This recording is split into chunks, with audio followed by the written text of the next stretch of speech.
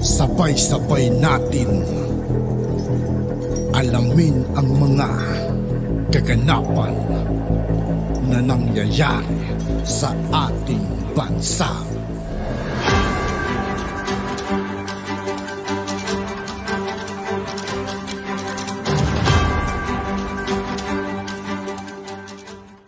Yo, what's up mga kaibigan? This is I2K po again. Ngayon nandito naman ulit tayo sa channel ni Pinoy News TV. Dito naman ulit tayo magbibigay ng komento at reaksyon. Kaya samahan nyo ako guys. Let's go!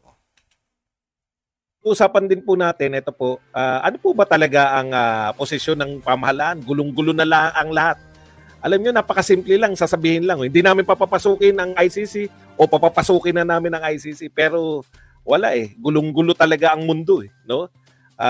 Yung mga simple sanang paraan na madali lang sanang intindihin.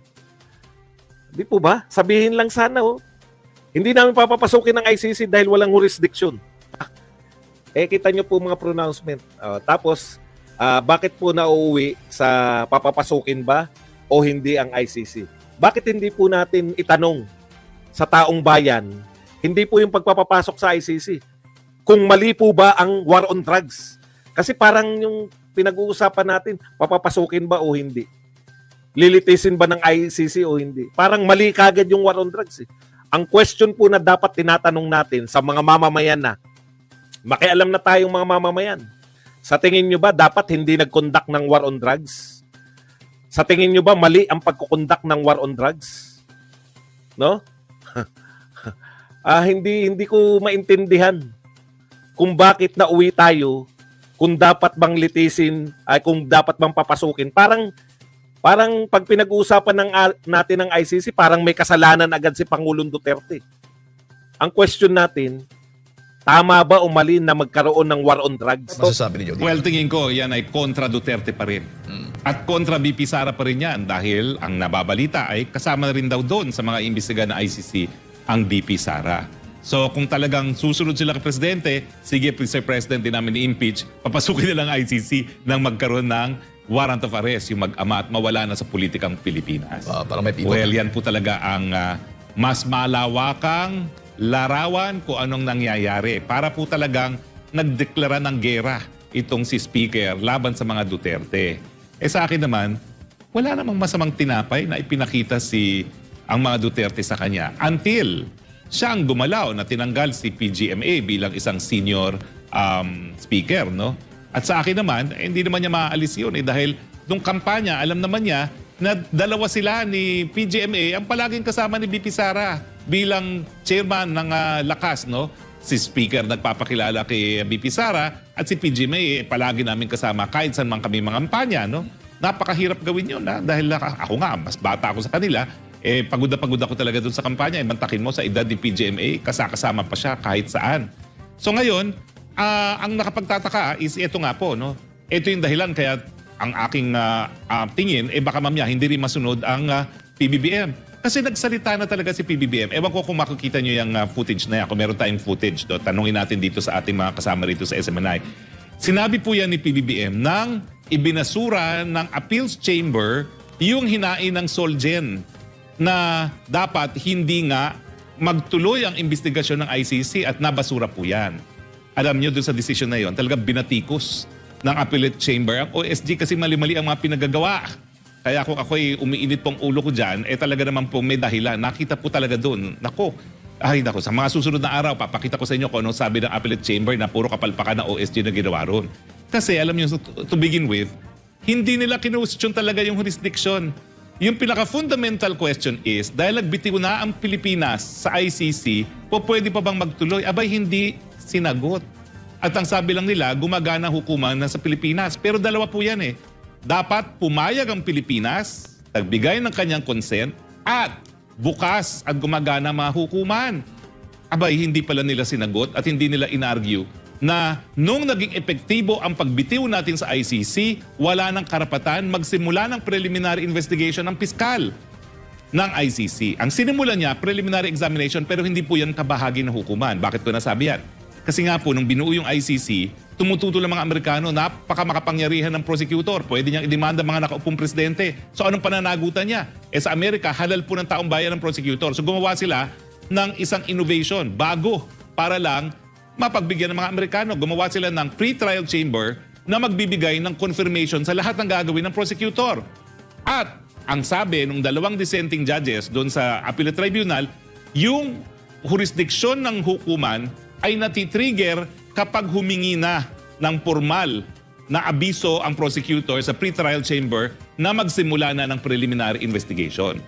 Ang problema, nagbitiw na tayo bago pa man humingi ang prosecutor ng abiso na magtuloy sa preliminary investigation.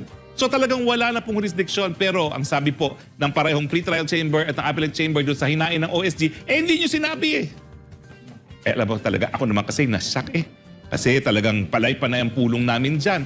Ako naman hindi nabubuhat ng sariling bangko, pero ako lang naman yung Pilipino na nandyan sa list of counsel ng ICC. Wala naman sa plano namin yung ginawa ni Solgen, na biglang nag-file lang kung ano-ano, na dapat ang in-issue lang yung issue ng jurisdiction. Wala nang iba dahil umalis na tayo, naging epektibo na yung pag-alis natin bago pa magsimula ng preliminary investigation ang piskal. Pero yan po ngayon ang ginagamit nila.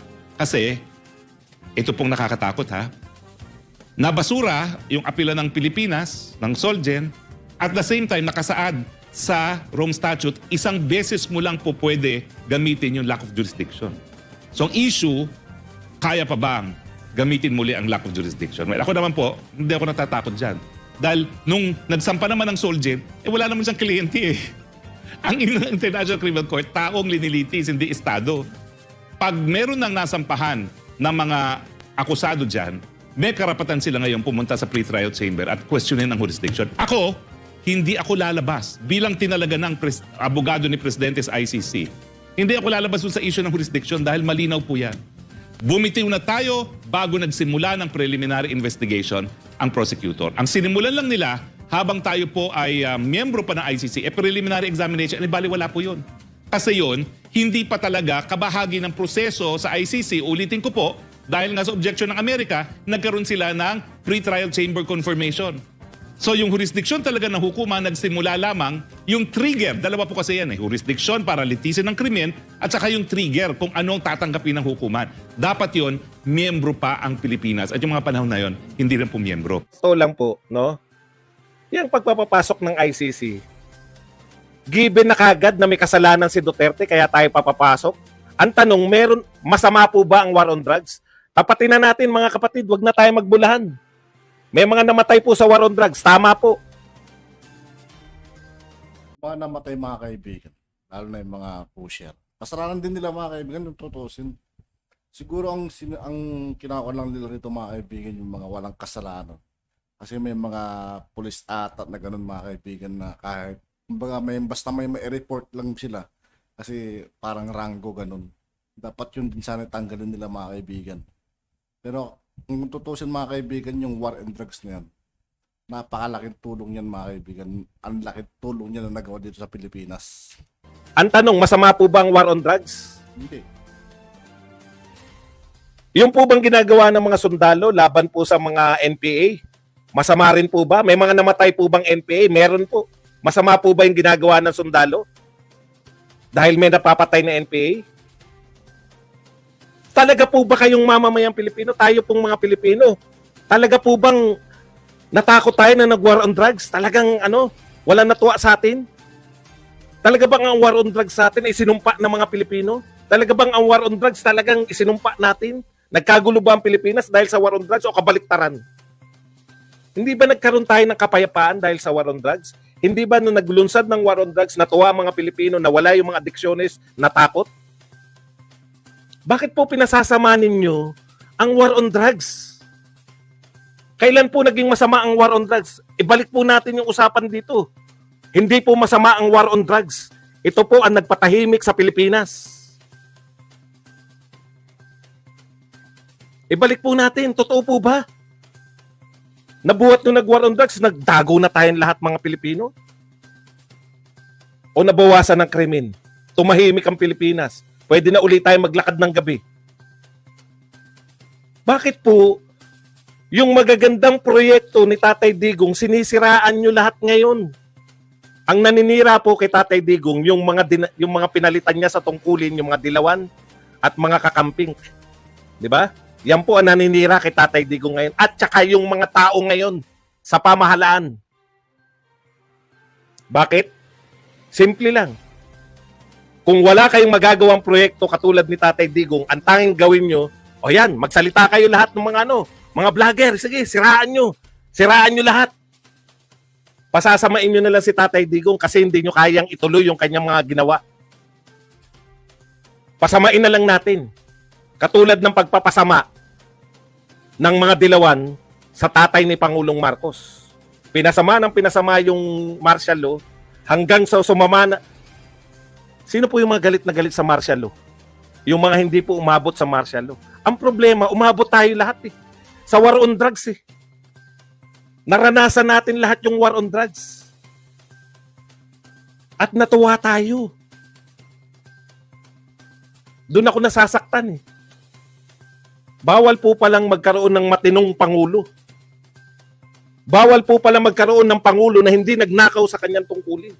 Bawal po pala magkaroon ng isang pangulo na napakaraming proyekto para sa ating bayan. Usapan. At yun nga po mga kaibigan, dito po nagtatapos ang ating reaction video. Muli ako po si I2K ng Sundalo ng Tunggalo. Maraming salamat sa patuloy na pagsuporta. Peace out.